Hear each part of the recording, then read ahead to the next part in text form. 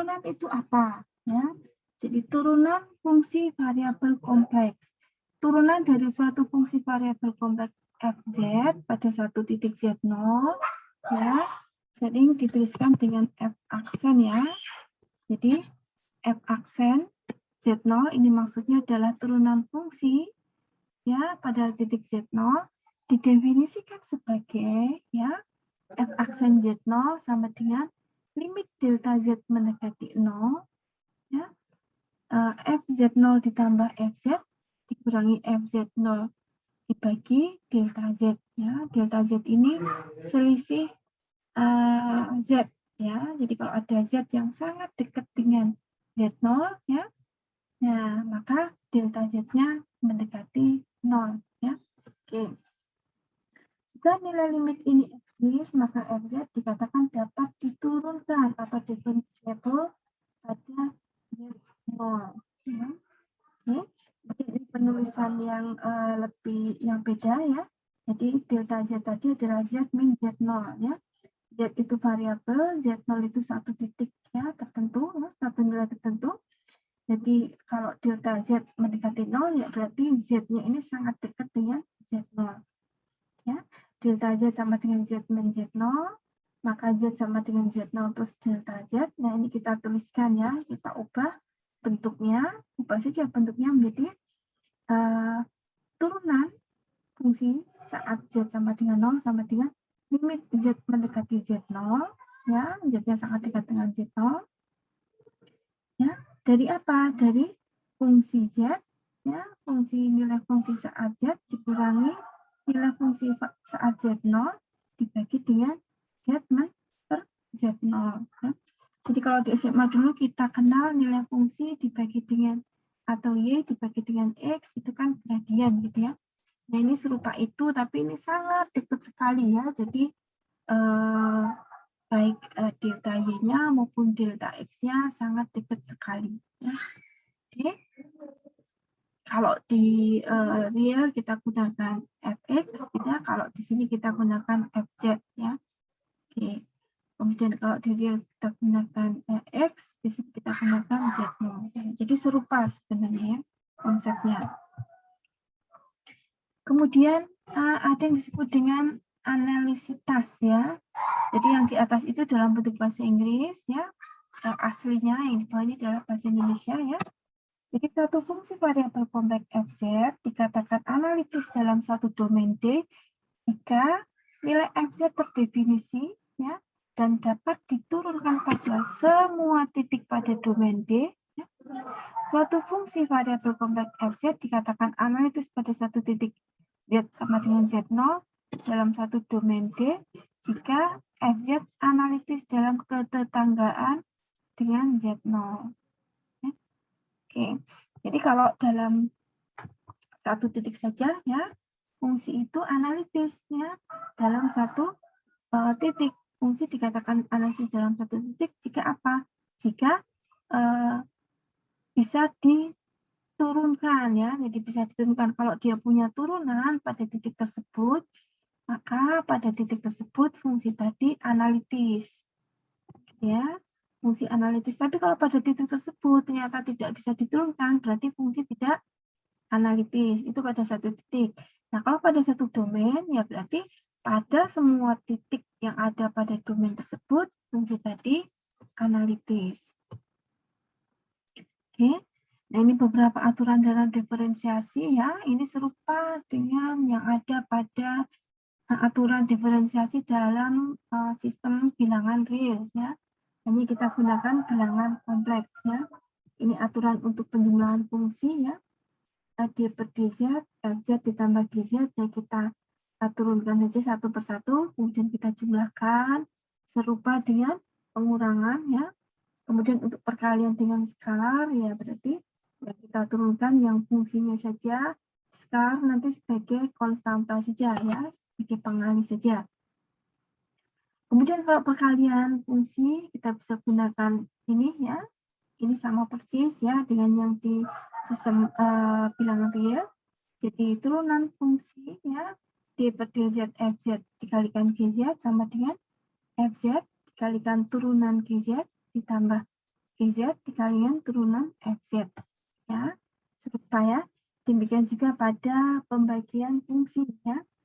D per DZ FZ per GZ sama dengan GZ kalikan turunan FZ dikurangi FZ dikalikan turunan GZ dibagi GZ kuadrat. Ya, jika GZ-nya tidak sama dengan 0. Kalau ternyata sama dengan 0, ya berarti tidak bisa diturunkan. Kalau tidak bisa diturunkan, ya berarti pada titik tersebut fungsi tadi tidak analitis. Ya. Nah, bisa juga dalam bentuk seperti ini. Jadi W adalah fungsi dari satu zeta di sini ya. Kemudian zeta sendiri merupakan fungsi dari Z. Nah, kita bisa gunakan aturan penurunan berantai ya. Maka dW per dz sama dengan dW per d zeta dikalikan d zeta per dz. Ya. Oke. Nah, dW per d zeta kan sama dengan turunan f zeta per zeta ya, sehingga kita bisa tuliskan seperti ini. F aksen zeta, kemudian ini d zeta per dz. Nah, d zeta per dz sama dengan turunan G, ya, sehingga kita bisa tuliskan seperti ini. Ya. Oke, demikian juga jika sampai 3 ya, sampai berantai 3 fungsi. Di W fungsi dari zeta, zeta fungsi dari Q fungsi dari Z. Nah, kita bisa gunakan aturan yang sama. Oke. Aturan yang lain adalah jika W sama dengan FZ, ya, kemudian jika maka ya kita bisa membalikkan ya. Kita bisa mendapatkan Z dari W dengan membuat inverse ya, dengan membuat inverse dari W ya. Oke. dW per dz dan dz per dw dihubungkan dengan dW per dz sama dengan 1 per dz per dw. Ya. Oke. Kemudian jika Z sama dengan FT, kemudian jika W sama dengan GT ya, di mana T adalah parameter, maka dW per dz ya, sama dengan dW per dt dikalikan dz per dt. Ya. Kan, kalau di mungkin lebih mudah seperti ini ya, sama dengan dW per dt dikalikan dt per dz. Ya. Nah, sehingga didapatkan seperti ini ya. Jadi dW per dz sama dengan turunan G dibagi turunan F. Ya. Oke. Oke, dan kemudian serupa dengan itu kita bisa gunakan ya jika sampai 3 fungsi. Ya, jika sampai 3 fungsi kita gunakan aturan yang serupa. Kemudian ini turunan untuk elementary function, jadi fungsi-fungsi elementer ya, fungsi-fungsi dasar. Jadi misalkan saya mempunyai Z pangkat 5, nah itu kita bisa lihat sebagai Z pangkat N, di mana N-nya 5, dan seterusnya ya. Sehingga kita bisa manfaatkan turunan ini ya, tanpa kita harus mencari turunan dengan rumus aslinya. Rumus asli turunan itu ini maupun ini ya. Ini sama ya, ini sama ya, di turunan ini dan turunan ini. Kalau kalian tidak hafal ya, tidak hafal rumus turunan elementari ini ya, kalian bisa menggunakan rumus asli dari turunan ya, seperti ini. Tapi umumnya kita sudah sangat hafal ini ya, jadi turunan konstanta ya 0, kemudian turunan Z pangkat N, polinomial Z pangkat N kita dapatkan dengan N dikalikan Z, turunannya menjadi N1 ya. Adapun untuk D per DZ E pangkat Z ini tetap ya, E pangkat Z ya, kecuali Z-nya ini ada konstantanya, misalkan E pangkat min 2 Z. Nah, kalau seperti ini beda ya. Nah, di sini tidak dituliskan ya, tapi kalau seperti ini maka D per DZ untuk E pangkat min 2Z ya, itu sama dengan min 2, E pangkatnya tetap ya, jadi E pangkat min 2Z ya. Oke. Tetapi min 2-nya ini turun gitu ya. Oke. Kemudian d per dz A pangkat Z ya sama dengan A pangkat Z ln A ya. Nah, kalau A-nya itu E, ln E kan 1 ya, sehingga ini nomor 3 ini kasus khusus di mana A-nya adalah E. Ya. Demikian seterusnya ya. Kemudian turunan dari sin Z sama dengan cos Z, turunan dari cos Z sama dengan min sin Z. Nah, ini serupa dengan yang di sistem bilangan real. Mungkin yang berbeda ya. Oke. Ini kalau diperlukan nanti ya. Nah, ini contohnya bagaimana kalau kita menggunakan rumus asli ya dari turunannya. Jadi fungsi W sama dengan fungsi Z ya, Fz. Z pangkat 3 dikurangi 2Z. Nah, diminta untuk mencari turunan fungsi. Ya, pertama saat Z sama dengan 0, kemudian bagaimana kalau saat Z sama dengan min 1. Nah, kalau ini kita gunakan rumus asli dari turunan ya. Limit dz mendekati 0, f z0 plus delta z dikurangi f z0 dibagi delta z ya. Z0-nya ya. Z-nya sama dengan Z0 ya. Delta fz0 jadi fz0 itu ini ya. Z0 sama dengan Z0 pangkat 3 dikurangi 2 kali Z0. Nah, kalau F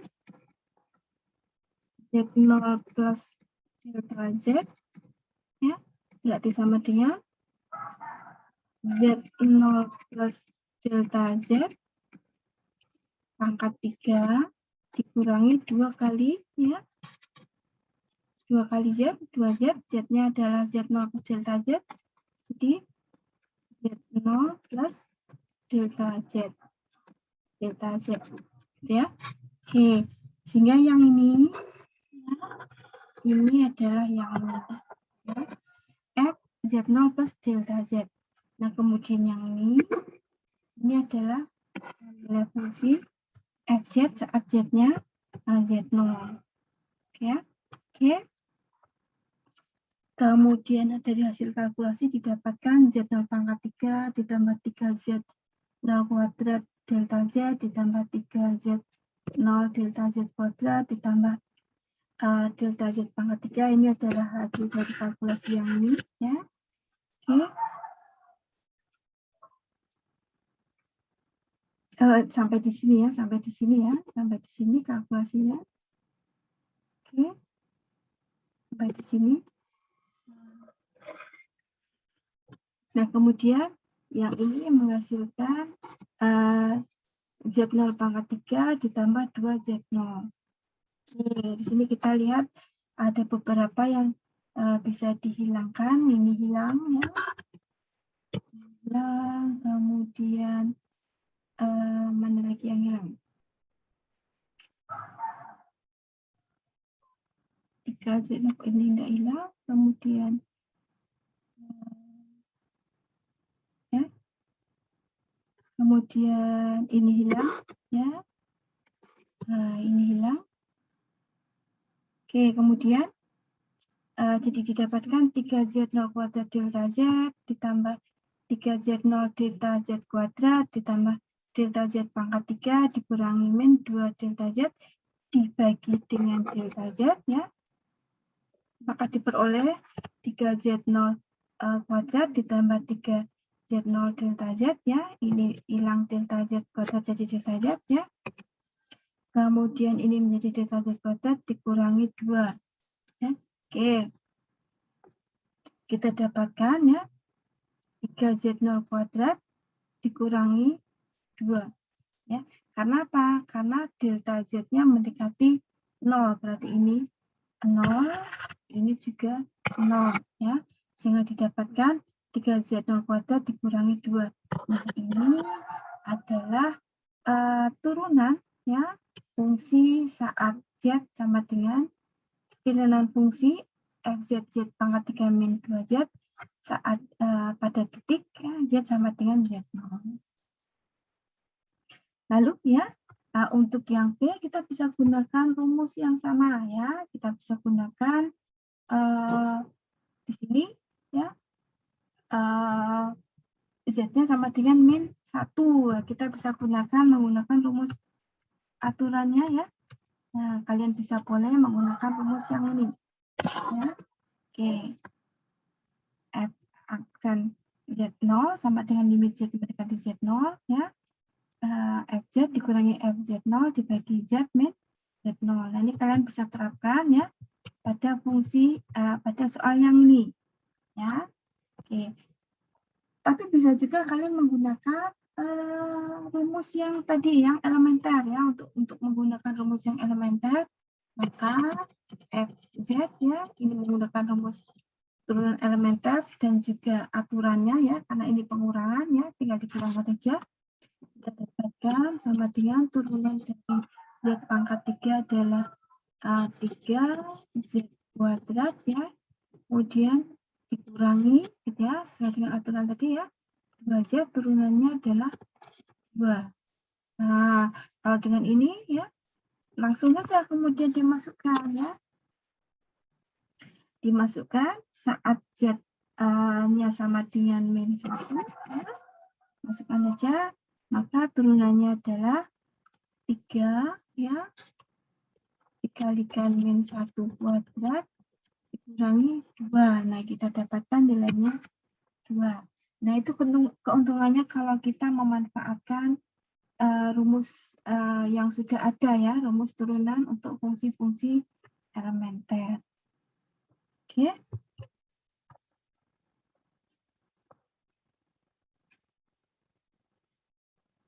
Nah, kemudian untuk turunan yang dalam bentuk pembagian seperti ini. Ya. Pertama, diminta untuk mencari turunan fungsi, dan kemudian diminta untuk mencari kapan fungsi tadi tidak analitis. Tadi ya dikatakan bahwa fungsi itu tidak analitis kalau turunannya tidak terdefinisi ya, jadi dia tidak punya turunan pada titik tertentu, maka dikatakan fungsi tadi tidak analitis pada fungsi tersebut. Nah, sekarang kita cari dulu turunannya. Nah, turunannya kita gunakan aturan yang pembagian tadi ya, yang di Fz per D yang pakai D per DZ ya, Fz per GZ. Nah, kita kan tadi turunan seperti ini. Kita terapkan pada soal ini ya. Ini sama dengan Z ya, dikalikan turunan FZ ya, dikurangi gitu ya, dan seterusnya ya. Nah, kita terapkan di sini ya. Turunannya adalah 1 min Z ini ya, dikalikan turunan ini ya, FZ ya. 1 min Z dikalikan turunan 1 plus Z dikurangi 1 plus Z FZ dikalikan turunan GZ tadi ya. Yang ini ya, D1 plus Z. Nah, yang satunya ini 0 ya. Kemudian yang Z-nya ini 1 ya. Sehingga 1 min Z dikalikan 1. Kemudian yang di sebelah kanan ini ya, D min Z, D per DZ 1 min Z. Nah, ini juga 0. Kemudian min Z-nya sama dengan min 1 ya. Sehingga kita dapatkan 1 plus Z dikalikan min 1. Dibagi dengan, nah ini kuadrat ya, penyebut kuadrat. Oke.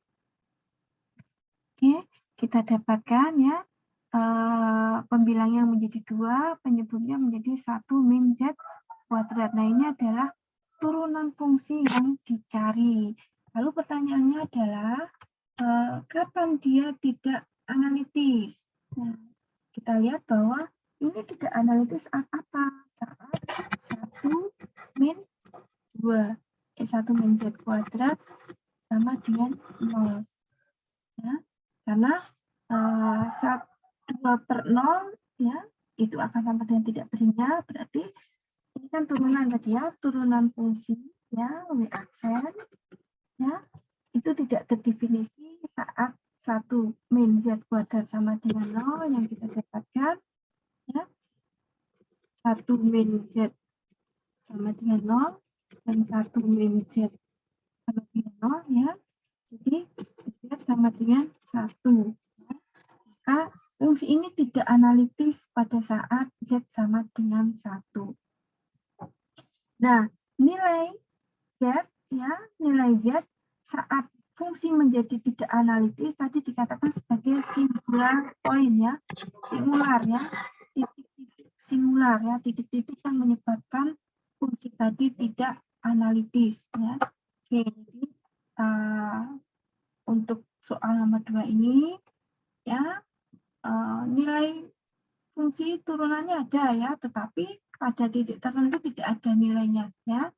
Jadi pada titik Z sama dengan 1, fungsi tidak analitis, ya, karena turunannya tidak berhingga atau tidak terdefinisi.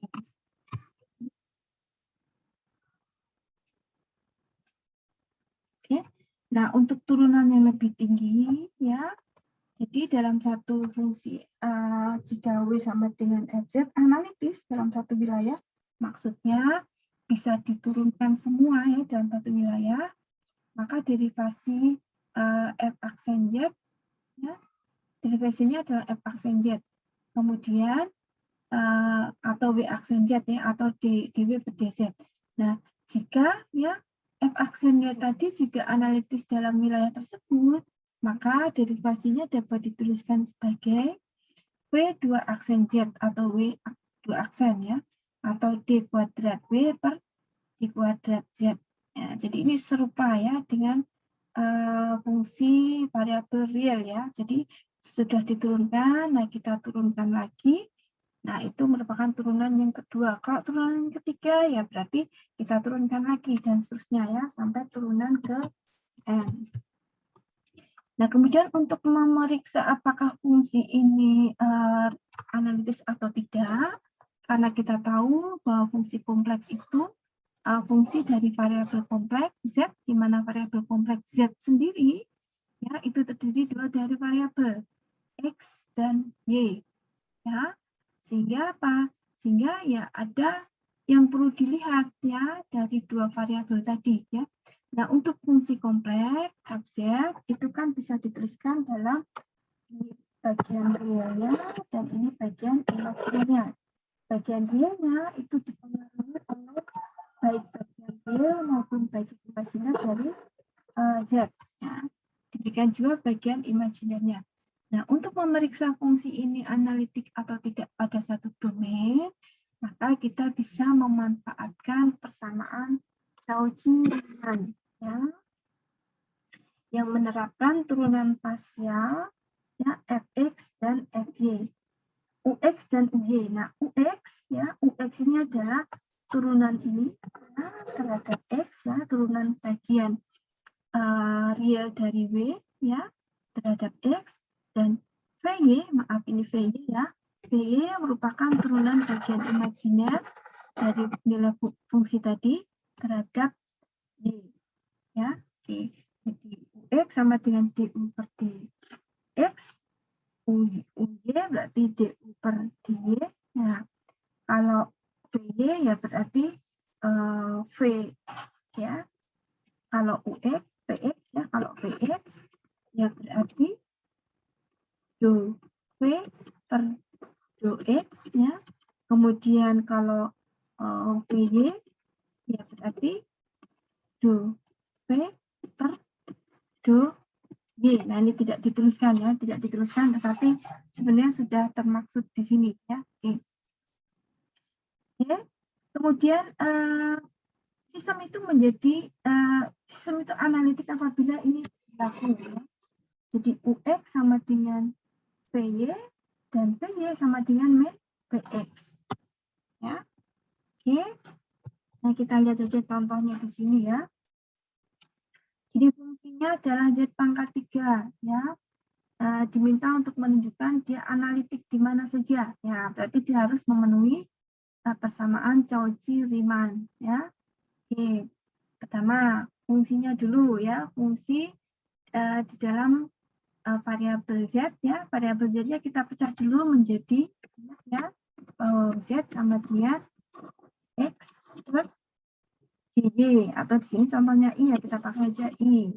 Y, ya. Oke. Sehingga nilai fungsi, ya, fungsi fz sama dengan z pangkat 3, di mana z-nya kita buka ke dalam z plus y, kita dapatkan ya x plus y pangkat 3, ya didapatkan nilai ini ya. Nah kemudian ini adalah bagian real dari W, ini bagian imajiner dari W, maka U-nya bagian real dengan x pangkat 3 min 3x kuadrat ya. Ini bagian real imajinernya ya. Bagian imajiner tentu saja yang ada i-nya di sini ya. Sehingga bagian imajinernya adalah 3x kuadrat y pangkat 3. Oke, nah sekarang kita terapkan turunan parsial. Pertama du per dx bagi yang ini dibagi atau diturunkan terhadap x ya. Oke. Du per dx berarti x pangkat 3 kurangi 3x kuadrat terhadap x menjadi 3x kuadrat min 3y kuadrat. Ya. Kemudian kalau u saya turunkan terhadap y, nah itu diturunkan terhadap y, nah ini tidak ada y-nya, maka ini 0. Kemudian min 3xy kuadrat diturunkan terhadap y didapatkan min 6xy. Oke, ini bagian yang real. Sekarang bagian yang imajiner. Yang bagian imajiner adalah V sama dengan 3x kuadrat y min y pangkat 3 ya.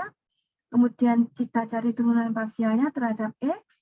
Terhadap x didapatkan 6xy ya. Karena hanya ada di sini x-nya, maka ini 0 ya. Kita dapatkan 6xy. Kemudian kita turunkan terhadap y. Kita turunkan terhadap y, ini menjadi 3x kuadrat ya. Ini menjadi 3y kuadrat. Oke. Lalu kita lihat sesuai dengan Cauchy-Riemann, apakah sesuai atau tidak? Nah, ini syaratnya. Ya. Jadi UX sama dengan PY. Nah, UX itu yang ini UX, ini UY, ya. Ini PX, ini PY. Syaratnya apa? Oke, kita lihat. UX sama dengan VY. Nah, ini UX ya, sama dengan VY, sama ya. X sama dengan VY. Ya.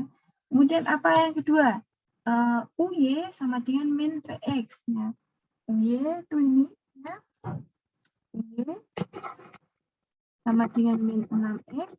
Sedangkan VX sama dengan 6X. Ya, sehingga berlaku UY sama dengan min PX. Nah, ternyata berlaku ya. Jadi karena terbukti ya dengan menggunakan persamaan Cauchy-Riemann, kita bisa pastikan bahwa fungsi ini analitik ya untuk semua untuk semua titik dalam satu domain ya atau everywhere. Oke, baik untuk hari ini cukup sampai di sini ya. Jadi ada limit, kemudian kontinuitas, kemudian analitik, kemudian titik singular. Jangan lupa titik singular atau singular point itu adalah titik di mana fungsi menjadi tidak analitis. Fungsi tidak analitis kalau apa? Kalau dia tidak bisa diturunkan pada titik tersebut. Tentang kontinuitas, nah fungsi itu hanya kontinu jika ada limitnya ya. Jika ada limitnya pada titik tersebut ya.